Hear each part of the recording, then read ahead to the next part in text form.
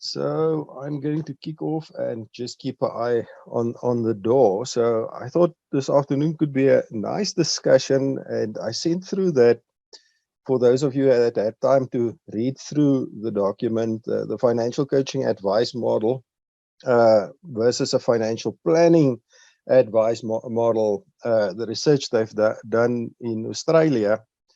And what, for me personally, just starting off perhaps could be a nice discussion is in terms of the framing of the research, where they say,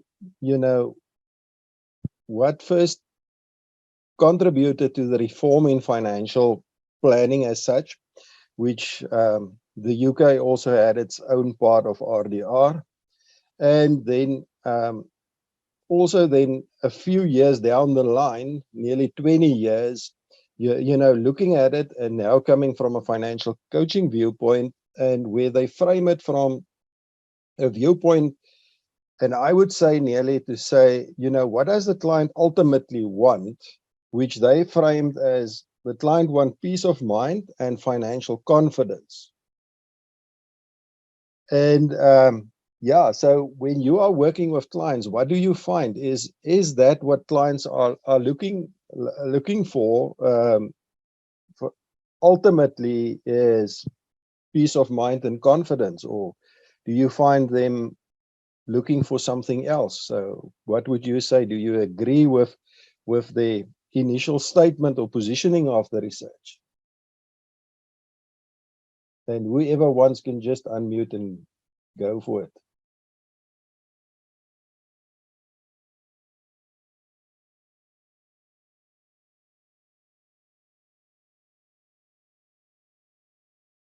Hendrik, it's Igno here. I'll just quickly hop in and say, as a customer, on that side of the spectrum, not as an FA side, I'd love to have peace of mind. But the more I look at my own retirement and those kinds of things, especially with a proper F&A, the less peace of mind I actually have.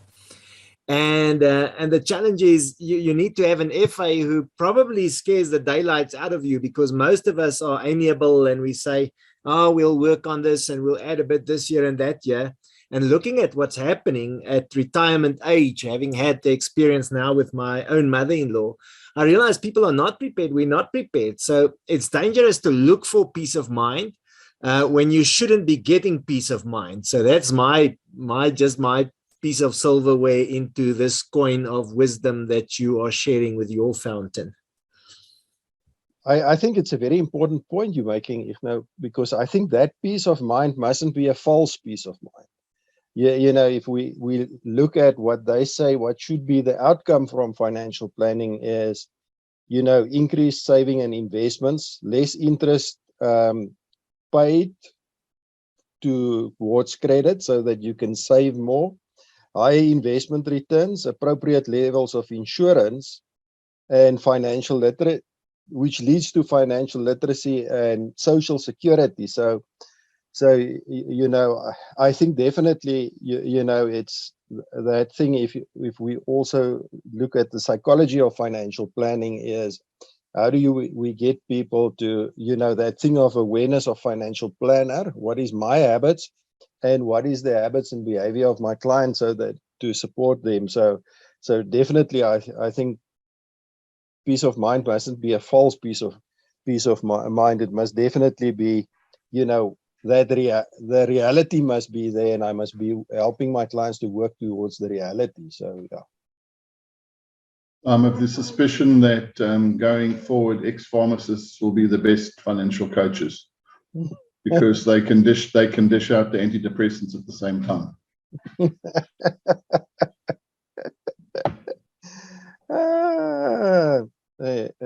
The thing is, how in our Comensa chapter, what was it, 2 weeks ago, Bill Price said you must create the excitement of a client working towards that goal of them, because that's aligning their neurons working towards what is important for them. And I think that's what George Kinder actually says in life planning is, how do you ultimately get the client to do something that's meaningful for them, that's aligned to their values, as well as then contributing towards where they need to go. So to taking away the fear and that the positive energy of working to a reality, and that reality could most probably be something else than where the client started off initially. But is how do we move then from that financial anxiety to financial wonder and excitement? Yeah, Mark, that's most probably the trick. I agree with you 1,000%. The problem is with what the world's been through over the last 3 years and going through now with all this nonsense kind of reminds me of a situation where that old analogy that always used to be bandied around, I can see light at the end of the tunnel, and it was up to us to provide the light at the end of the tunnel. The only problem is that tunnel just seems to get longer and longer. So it's like, yeah, I agree with them. I'm also finding that if you are perceived as actually coaching and actually trying to move the goalpost that way, you differentiated from just the bog standard financial planner, because I think there is a growing awareness of it. So, which is great, because you've got to be that whole thing about perceived value, and especially if you're trying to go towards a fee-based practice. It's we're not lucky like all these blooming what do they call them, coaches or whatever, they managers in the English Premier League, where they get fired at the drop of a hat, but then they've got to get paid out for the rest of their contract, so it doesn't work like that for us. So yeah, interesting times we live in. The interesting part is, and I'm currently doing a piece of work on transitions, Mark, which is an interesting part to your point, is that research has shown that on average a person goes through minor and big transitions depending on every 18 to 24 months. And all of us will most probably go through, and the guy calls it life quakes. We'll go through 5 life quakes in our life. And it is then also then to your point is, and I see Litwa referred that around the confidence, is how can we then as financial coaches, and I think that's an important point that you make, is be with our clients to help them navigate through those life quakes, because that is when life happens and for us then to be able to be alongside them and go through that, where the interesting part is most of life quakes actually happens through things that happen by ourselves internally, where less of that happens from external stuff, where we now had, in our lifetime, 2 happenings short on each other's backs, first COVID and then Russia, Ukraine war, and the impact of that, although that's not directly, but indirectly, economically, the world going into high inflation, all of that, which a lot of clients actually is not used to, they started getting used to low interest rates. If most of us on this call will remember early 90s where we did go and turn close to 20%, so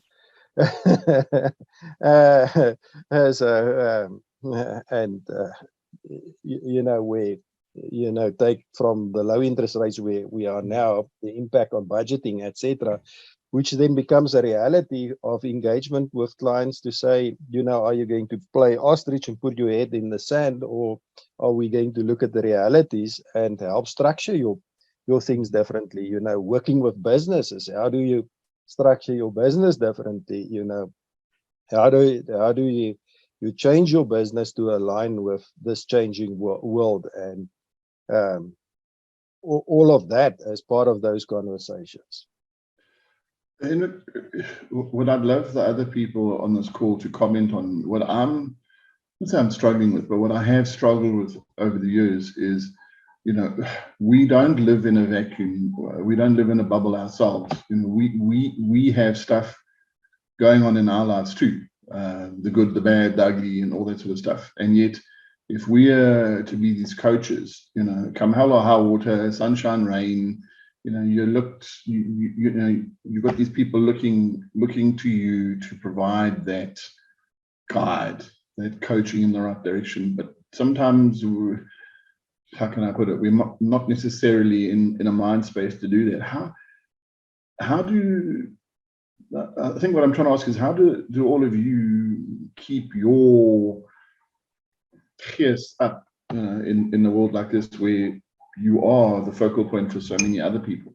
Because I found during COVID, especially with so many clients being self-employed, their businesses battling, you know, they look to you for solutions, and individually it's not a problem, but when you've got a whole lot of them all unloading on you and looking at you to provide direction, it's you know, I have broad shoulders, but sometimes I thought, cracky, you know, I need a forklift here.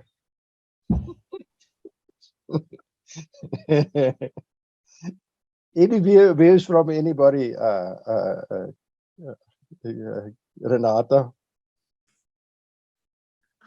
I want to answer almost with a question on this, maybe because, and Hendrik, you know me, maybe some of the people on this call will know me a little bit by now. So for me, I'm very much a go into data and numbers person, and almost removing, if I can call it, the emotions from the problem, because I've been working with business owners, high net worth individuals for many, many years, specializing in trusts and estates for many years. And one thing I've realized is the things that overwhelm and the things that create emotions, these emotions in people, are often working with staff, so working with the people in their businesses, and then of course the money. But it's not the actual coin, it is what that coin means at that particular moment. Either the absence of, the lack of, what it represents. And what I have found when I work with people is the minute I can separate the emotion from the, let's call it the data, it's almost like, I don't know if it creates a shock for the person I work with, but it's literally like a reality check. And it's like, okay, and they can work with me. Now, I don't know if it's the way I work, but the other thing, to speak to your question, Mark, as far as gees is concerned and how do you keep it up, isn't it easier when we, you know, when things are getting really hard, when you step back and you go, hold on, what is my unique contribution? What is it that makes me different? What is it that I bring to the party? Because what you do and what I do would be incredibly different. We may be in the same field. We may use the same lingo, but the way you and I would go about our business would be very, very different, because we have each in our own a unique way of doing that. You would work with different types of individuals to whom I would work with. You may work with an individual to a certain extent, and then what happens in many cases, I work with many financial advisors where they will work with the client and then call me in to do a certain aspect of a project, but the client remains their client. I don't generally work with a client after that. But what I'm trying to say is, when we step back and we go, hold on, I'm suffering overwhelm. What is my unique contribution here? What is it that, when do I light the flame in others? How do I fill their glass? Isn't that what fills our glass? When you can turn around and go, how did I leave it better than I found it? Sometimes it's just that one phrase. Sometimes it's just that one moment, you know, when you can actually see someone light up, when you were able to maybe clarify something, when you were able to explain to someone why the investment went the way it did. or why this is not the greatest time to get out of a particular investment, whatever that may be. I don't know if that maybe answers. All I can say is you were asking, what is the other way that people do it? All I can say is when it does look like, is everyone going down, you know, what's happened to this ocean? Is everyone in the same storm at the moment? I think for me, it's like, okay, what is it that we bring to the party? How do we bring light into the conversation?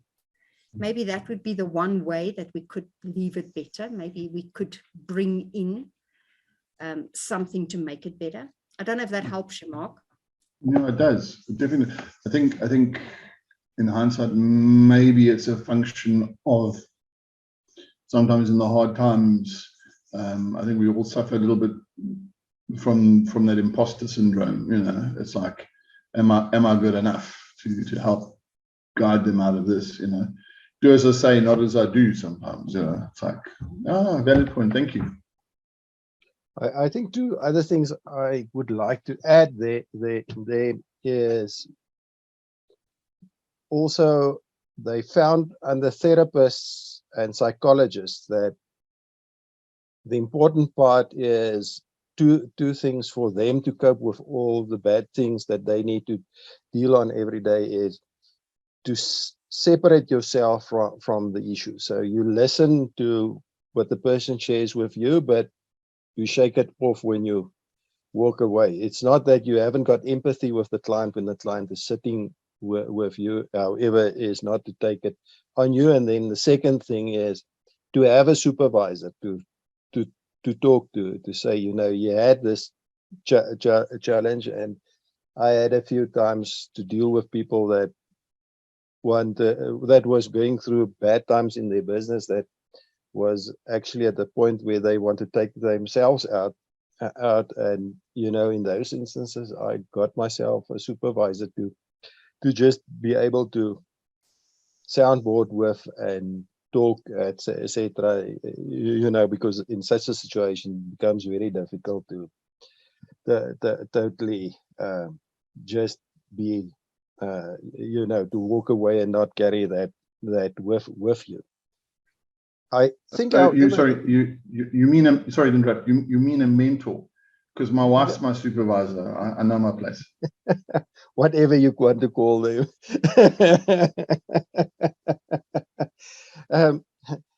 I think the other part is Julie made an important comment in the comments is clients need clarity to what they have, what they want, goals, and how will they get there. More clarity will grow confidence and peace of mind. And I think that, you know, comes back to George Kinder's lightening the torch is, how do I align my meaning with my means, you know, now as well as in the future.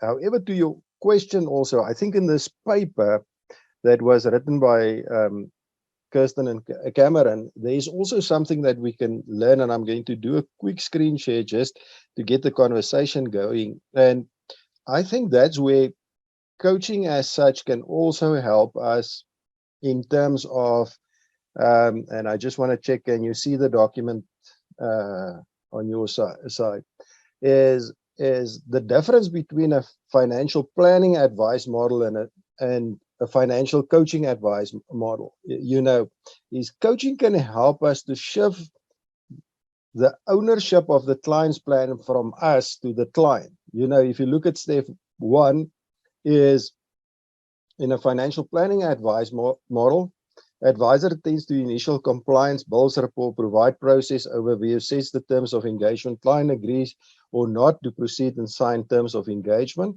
And then on the financial coaching advice model, it said advisor attends to initial compliance, builds rapport, provide process overview, and sets terms of engagement. Client commits to actions for change and sign terms of engagement. So the owners immediately moves to, you know, how are you going to take ownership of your circumstances? I'm here as your guide to help you to the summit and gauge you in terms of where you need to go. You know, if we look at step 2, advisor completes fact find and client hands over financial data in response to risk tolerance survey. And that sounds so familiar. However, if you in a financial coaching advisor model, advisor assesses financial literacy in relation to budgeting and educates on benefits of effective budgeting, saving, provides cash flow analysis and tool sets, and identify and discusses clients' wealth potential. And this can be expanded if it's more wealthy clients or business clients, is, what is the things that's not working? Where is there a gap in terms of knowledge? And then the client completes budget and identifies financial goals and behaviors, knowledge gaps and other threats to wealth creation. So you hand over, so I was working with a financial planner in one of the sessions last month, where a client had a business for more than 30 years. The business is doing very bad at this point in time, and the client is actually funding the business from their retirement savings, and not from a business point of view, is to protect the employees that was also with the client for 30 years in this business. Isn't this now a point in time where we need to jump into the conversation and say, are you seeing what is the impact? Is how are you going to turn the business around? What is the rational decisions you need to make? Is not to tell them, but ask the questions. To Igno's point earlier, is how do we bring that reality to the client to actually see, just looking at, know your client, and then moving to the position where we then engage in terms of finding the difference between a financial planning model and a financial coaching model, where we move some of that. We've still got a fiduciary duty towards the client. However, the client is the expert of their own lives. We just the guide. I don't know. Thoughts from all of you on the call just on those two steps.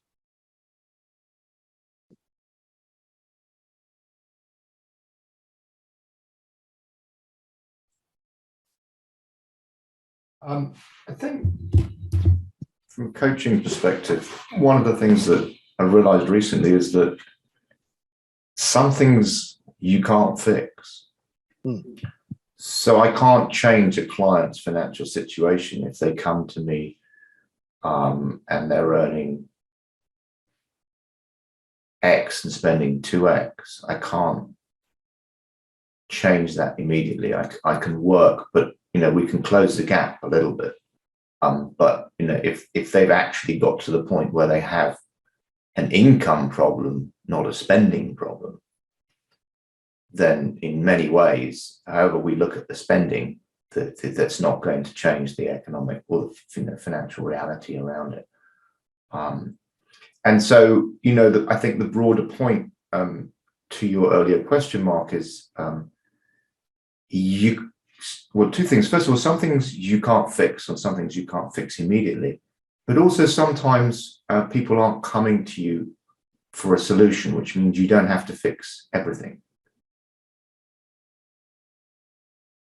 And certainly we feel obliged to, and certainly we'd like to, but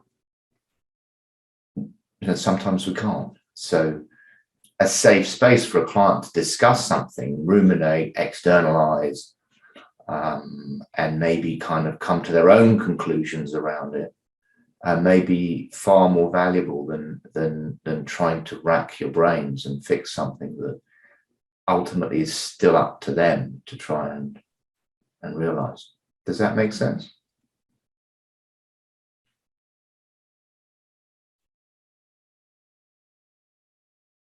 I don't know if it's directly to your point, Hendrik, but I think you raised something at the very beginning around kind of all clients are looking for peace of mind, all clients are looking for financial confidence.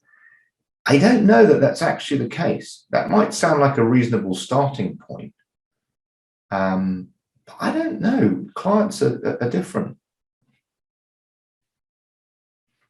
If you're trying to distill this as kind of, well, they may say one thing, but actually this is what they're really looking for. I don't really know, but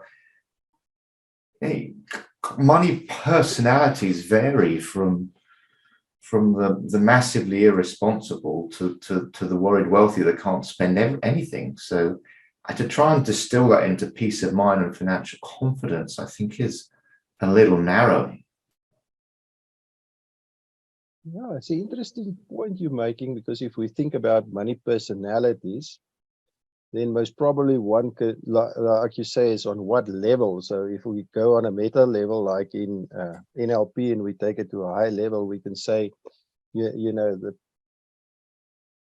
people that's lifestyle oriented, its biggest concern is most probably in terms of peace of mind, will I be able to upkeep my status? Where the strategists and drivers will most probably say, you know, I'm concerned that I'm not going to achieve my goals. So peace of mind is is put into is achieving my goals, where the analyst and detailed people will be is, do I have enough? So their peace of mind will sit in, I have enough.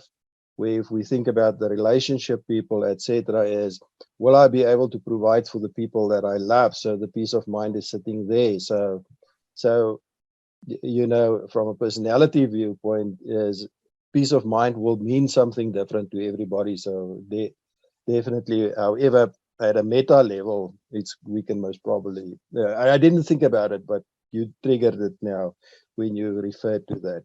So yeah, so there's peace of mind means different things to different people, possibly with different, you know, different strategies. And to me, part of the challenge with looking at this area in general is that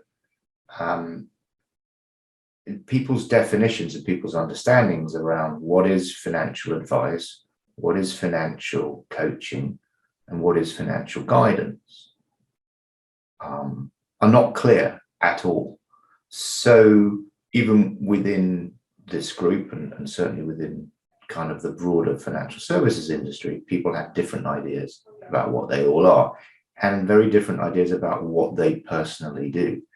Now, that in itself is kind of challenging as a backdrop. I think, though, that where it really becomes problematic is the client has no idea what the differences are. So they're coming to us, not myself necessarily, because I don't do regulated advice, but they're coming to an advisor, let's just say, or a planner with an idea of what they want without necessarily knowing, you know, what is the most appropriate bucket to put them in. So if you think of it, you know, from a financial coaching and go, well, you know, what is money coaching, you know, what is that? Well, okay, so that's helping me understand my behaviors and patterns and emotions around money. What is financial? And these are just words I'm throwing out because this is kind of something I'm exploring in myself. What is financial guidance? Well, financial guidance is helping people understand about budgeting, what does long-term saving look like, stuff like that, anything that's kind of non-regulated. And then we step into the regulated space, which is financial advice, financial planning, whatever is, you know, considered regulated in your particular jurisdiction. So in many ways, I'm beginning to think to myself that a conversation with a client around these are three things. They overlap, obviously. People can perform. It's like a Venn diagram. It overlaps. You know, people perform a bit of guidance, and someone can perform guidance, and someone can also perform, you know, technical advice, and someone can perform coaching and perform guidance. Probably not all three. And understanding what makes sense for the client at that particular time, what they're really asking for, means that you've got a better chance of aligning with them what's actually going to help at that moment. And you can see there's a kind of transition from people with a very, very challenging relationship with money that needs to be fixed before you can go into guidance, and certainly before you can get into effective advice. And so when we have debates and discussions in this area, it's often not very clear what we're actually talking about specifically, and maybe some kind of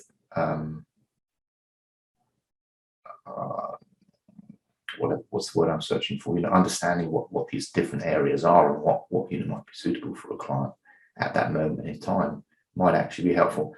It's a bit of a big thing to throw out there, but the more discussions I have around this area, the more it seems to me that kind of some level of clarity, at least at the client level, is going to be really helpful when you're engaging with them.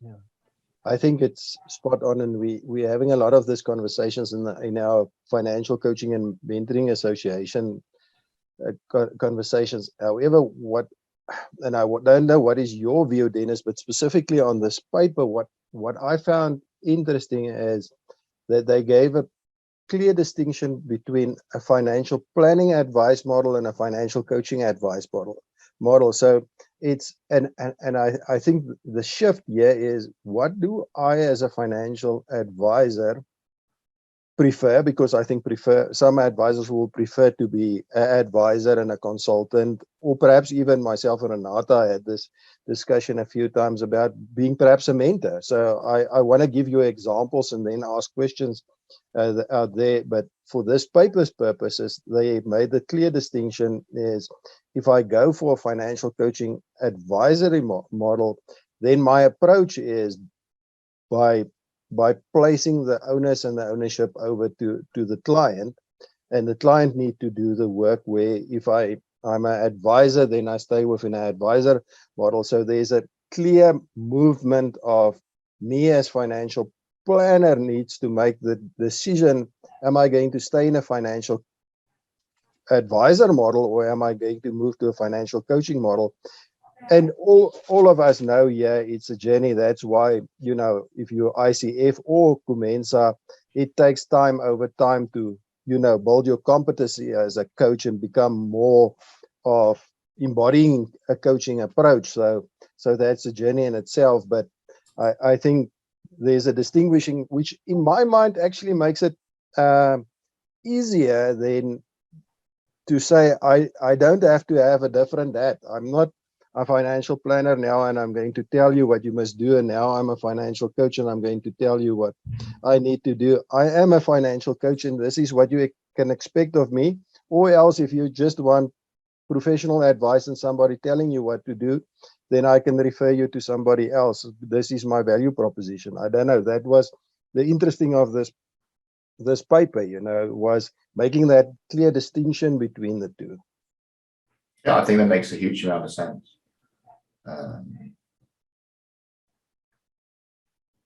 Because then you can, if you come back to peace of mind and financial confidence, you can ask what would be most helpful to deliver the peace of mind and the financial confidence. What out of the spectrum, or the from coaching to kind of specific portfolio advice is actually going to deliver that. Yeah, and you clearly stay in that model then, and it's still helpful for the client. And we know where a client takes ownership of their own finances. That's one of the biggest drivers that the research has shown, is if clients can take ownership of their financial advice, those are the clients that's doing the best in terms of maintaining as well as growing wealth. So yeah. Well, absolutely. And you also know, in terms of kind of the locus of control, that some people are more comfortable with that, and they may need quite a bit of work on themselves before they can take control. Yeah, and to your point, that's most probably really like levels of development is, where am my client and where am I as a financial planner on this journey of growth? Is perhaps I start with my client. First step, to your point, is we must first get you to be able to manage a budget.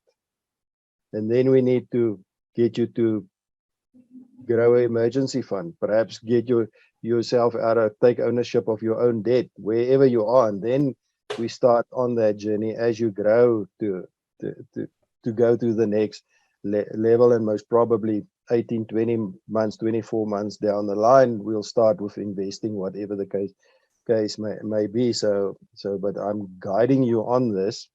And yeah, I think for me the overarching theme in terms of what I try and achieve is conscious positive engagement with my finances. And that, as you just pointed out, can mean a number of different things. That could be actually opening my bills from one extreme to estate planning and or trusts and whatever else. And so, but the overall theme is still the same: conscious positive engagement with my finances. So it's very much a case of working out for the individual where they are and what that means to them at that moment in time. And the interesting part is most of them actually sense and know what is it that they must do, but it's just having somebody to guide them beyond that point of fear or shame or whatever the case may be, is that's keeping them from doing that. Yeah, if you think about it, we all what we bump up against is where either our discomfort or our ignorance. And ignorance in some senses is just discomfort anyway. That's where we bump up against. And that could be very, very early. As I said, not opening my bills, that could be a huge discomfort all the way up. So, how do we recognize where that comfort gap is and help our clients to close it? And so that is where the kind of the three pots fit in. Is it coaching that's going to work? Is it guidance that's going to work? Or is it advice and planning that they really need right now? Definitely. Jacques, I see you've got your camera on. Some wisdom to share with us. I think you muted. No, I just came out of load shedding, so I had the confidence to switch it on. Looking at the study, I actually kind of enjoyed reading through it. I was actually amazed to see that there is a study like this. It's something, I mean, you and I have discussed quite often. I also don't live in the client-facing environment or my own clients. When I see clients, it's as in a specialist capacity. So I don't look after my own clients, which sometimes makes it very difficult for you to place yourself in the shoes of an advisor or a coach. But some of the phrases that they use in the study, the one that I picked up was this guided discovery, which was quite an interesting phrase. The guidance, and then in the co-creation process, you've got this discovery process that you're going through as a client and the advisor. Through the client's information and the way they communicate. And then there's the learning and the growth component, which was quite interesting as a coach, to put emphasis on fostering learning and fostering growth in the client's mind, which you guys actually been talking about, is that information transfer that the client needs to go through to really take part. And then something also that I picked up was quite interesting is the fact that the budgeting component, and it makes sense, it sits clearly in the space of the coach, because it's where all the emotions happen and where all the those difficult discussions that comes back to the client actually facing himself in the mirror, and asking himself some difficult questions around the way I spend my money. So yeah, I actually enjoyed reading through that piece, and you can see the clarity is just something that I also picked up is something I think I've not really discovered, is that the coach is actually much more in an advice position than in that study as projected maybe by us or discussed by us in South Africa at the moment. I mean, we co-create and we assist as coaches, but we don't really put a great emphasis on the advice side, because we always link advice to product, and it's probably because of the legislation and the phase legislation that kind of pushes our thinking in that direction. Yeah, interesting on that one to Dennis's three buckets, where I'm on the three buckets. Interesting is at this point in time is to say the one bucket is like an architect. Our job as financial coach or advisor is to help the client design the life and the plan, etc., and align that to values, personality, our history with money, etc., those conversations. Then the second bucket is the mentor / advice, and Dennis's guided bucket is to say that's where that conversations around budgeting, structuring, I think development levels is important. Where are you going in terms of knowledge, building the confidence, etc. And then the third bucket is the cheerleader bucket, is the conversations for accountability and also appreciation, is to say, and I see the implementation also in that part where the advice in terms of both product, but a lot in specialist world of yourself and Renata, a lot of the advice is not products. In most cases, is not really product. Product is just the enabler, like money is an enabler for the client's life. So, that's more or less the picture I've got at this point in time in my mind, so yeah. Yeah. And Henrik, in my world, in my world, that that is a coaching way in all of those. So it's a conversation for clarity. It's a conversation for understanding. It's a conversation for possibility. And exploration. So it's a questioning approach, and let the client grow into that competence. See, and that's not getting them to understand the nuts and bolts of, however, that they understand what is the reason for me engaging into this. Mark, sorry. Yeah, I saw you had your hand raised. I thought it was quite impressive that you clearly had a question and answered it yourself. It's just following the protocol, Mark. No, jokes aside, listening to all of this today has actually, they say when an alcoholic, you can lead an alcoholic to counseling, but unless they really want to do it, it means nothing. And I think what I've realized is that you've got to align yourself and your purpose and stick to it, and accept some of the consequences that come with it. And what I mean by that is, if I think of myself, I realize now that while I've been on a journey to move from more to the one to the other, because it's what I've wanted to do for a long time, and I've seen the benefit in it. When it comes to those legacy clients, sometimes you're a little bit loath to engage the way you would with a new client, because there's all that history, and it's like you didn't do it before, and some of those clients are just not going to be, they need the financial planner, not the financial coach.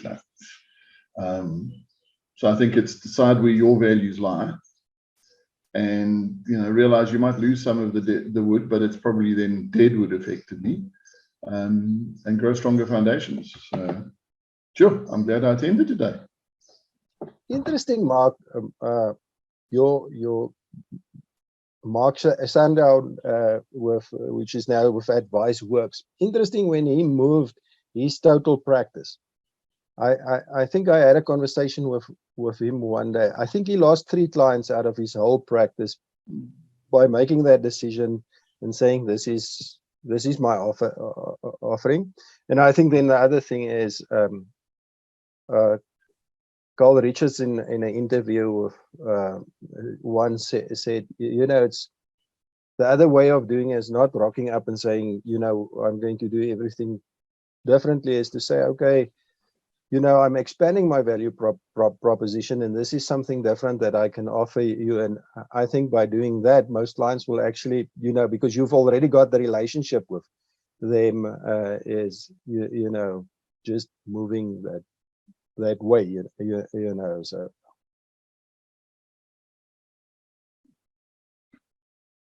Yeah, I think also, just to come back to the coaching side of things, is what makes it very different from a planning side of things, just referring to the study, is also the focus on the client's responsibility to contribute significantly.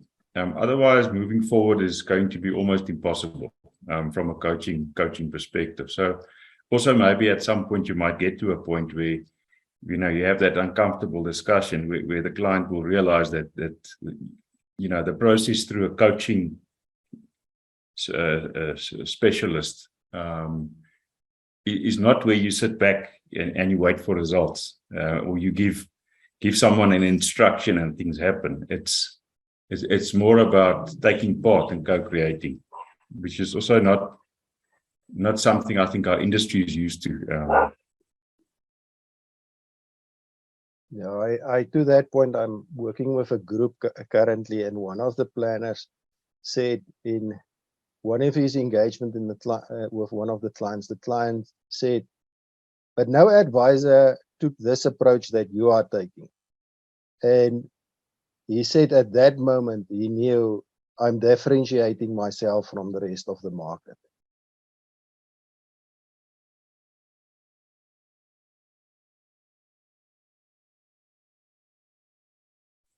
I think if we come back to kind of, what is the best outcome for the client, part of that is helping the client understand what they actually need. So they're in front of you, but which of the three buckets are they actually is most appropriate for them in that moment? I mean, in some senses, coming back to Jack's point about kind of, how much responsibility is involved, you could argue that in the coaching space, it's kind of mostly the client, and then in the technical advice space, it's mostly the planner. So in that sense, I think that broadly holds, although clearly there's in order to do trust planning or whatever technical aspect you want in advice or planning, you still need quite a lot of input from the client, even if it's like, well, these are the things I want to fund. Can you help me fund them? But I think it's really helpful, even you're having initial conversations, just to bring attention to what the landscape looks like. Because if we're discussing it and we're still kind of fleshing out, and we're all kind of talking about different buckets and different terms, and you can bet that the client doesn't, unless the client's got a very, very specific need that they want you to meet, then, in the broadest sense, offering financial guidance, financial help, financial advice, they're not focused on the difference between regulated and non-regulated. So bringing some kind of, what's the word, clarity, whatever it is, to, these are three distinct activities. They overlap, they merge. What do you think would be most helpful for you right now? Where do you think we stand? Let's have a discussion around it. And I think when I talk to clients about, because as a coach, people come up and they ask me, all sorts of things about what you do, and I have to be very clear about what's regulated and what's not regulated. And I don't go anywhere near the regulated space. I have people I can advise you to and point you towards. And so in some senses, that's kind of a fairly easy distinction to make, even though it's not necessarily obvious from the client perspective. So that's helpful for clients to understand what I do and what I don't do, and then to tease out the differences between what you might call the coaching piece and the guidance piece. And that gives them a level of kind of understanding of the landscape that no one's ever explained to them. They just come in with a need or a discomfort, or I think I ought to do this, or this has come up, what do you suggest? And you're able to give them at the very beginning a good understanding of what might be helpful, and where do we start? And if it's not with me, that's fine, no problem at all. But if we start, then at least we've got some idea of what the journey looks like. On the guidance part, Dennis, the thing that I was thinking a lot of in integral coaching, they talk about distinctions. And, the work that Prof. Lazenby and them did many years ago with scenario selling using technology, which is most probably 20 years later more appropriate than when they initially did this study, also talks to guidance for me is how can one, from a coaching perspective, use the models or use models or modeling to actually show the client what the impact of their decisions is going to be, and that they still make the call at the end of the day. So it's not necessary that, because no client wants a 40-page report or a 30-page report, or let I say a very few, even accountants and people that I work with don't want to read the 30 or 40 pages. That's our work from a financial planning, or if we're in a regulated space, that part. However, I think the important part is how can we then,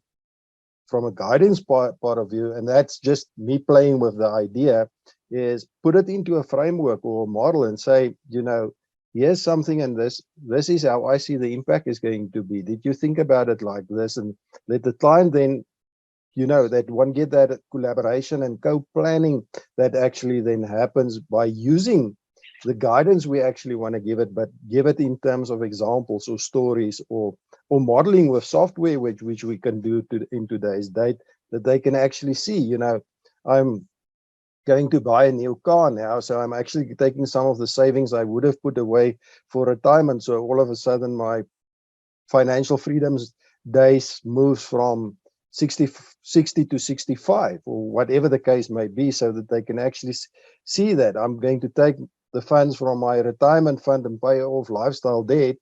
What is the impact of that going to be? It's nice, I've all of a sudden got extra cash flow now, but what is the long-term impact be that they actually, we're not telling them what they do, but they can actually feel and experience that. Just a side thought from my side. Yeah, absolutely. And for me, what's come up recently is I'm now a signed up money. No, I think they call me a financial coach. I can't remember what the technical term is, to a couple of platforms that essentially do coaching via an app. So I don't know if you've come across TaskHuman, but you go on to TaskHuman, find yourself anything you want, including a financial coach, click the button, pay $25 and get an hour's worth of coaching on it. So for me, what my realization there is, and just to expand that slightly, is that there's a couple of platforms in the UK where the coaching is paid for by the employer. So this is now an employee benefit kind of thing. So what this is doing, I think, is it's closing that advice gap. It's that, where's my first step with someone I trust that's fairly frictionless? And if I can do it on an app, I can click, and if my company's signed up to BIPIT, where I'm a coach, I can go on there at any point in time and get an answer to a really simple question, like, this is what I'm thinking of spending on a house. Does that make sense from my salary perspective? So, that's where I see the kind of guidance piece, the piece that comes in, that enables people to start a conversation, which can lead to a regulated discussion later on. But it's what's been missing, I think, in the industry globally is, where do I start? Who do I ask for advice? Do I go to the regulated space? Who wants to go to a financial advisor to ask a simple question that may be over in 20 minutes, or maybe start a whole process? But where do I start with this? And technology has just started to change that. So I think that's very exciting. And I think it also, the discussion that we have around the financial coaching and the financial advice model is going to have to fit in with that space. I think you're touching on a very important point there.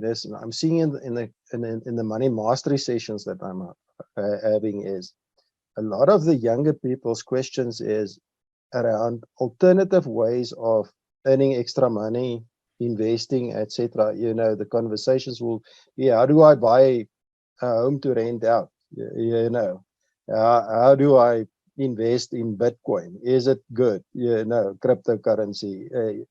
Those are the questions they're sitting with, and then funny stuff that comes out, out of those conversations that they are exposed to, and where do they go to have a objective conversation so that they can make an enlightened decision at the end of the day. Right, there's a massive demand for that, and at the moment it's being met by Reddit and TikTok.